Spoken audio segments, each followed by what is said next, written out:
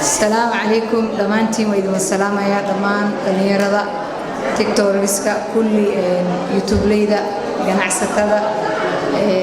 مش عاوها بلينا منال قروح برهان عبد الله جوري waxaan leeyahay ganacsiga Allah ku barakeeyo business waxa uu wanaagsan waaye ganacsi sidiisa waa barakeysan yahay markuu yar yahay markuu weyn yahay wixii ugu fiicnaa qurxinta dumarka hadii la dhaho hadii rag la dhaho wixii ugu fiicnaa inuu sameeyo boowe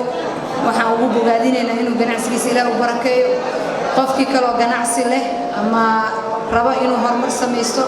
wax qurux badan waaye waxay idin leeyahay dhammaantiin salaamaya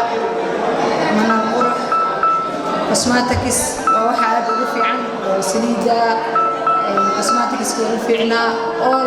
waxyaalaha ugu fiicnaa meesha ka calaamiyay ustaadka hadana wax uu yaqaano oo loogu sheegaynin wax loogu hortagayo kiimikada wax loogu hortagayo waxyaalaha timaha jarjara wax uu asiga yaqaano oo soo sameeyay oo loo fariistay inuu yihiin aad iyo aad ugu hambalyeynayna aniga laftirkeyga ugu baahnaa waxaas oo kale dad kale u baahay qabay ay jiraan waxaan leeyahay marka ganacsiga Allah ku barakeeyo. Assalaamu alaykum wa rahmatullah.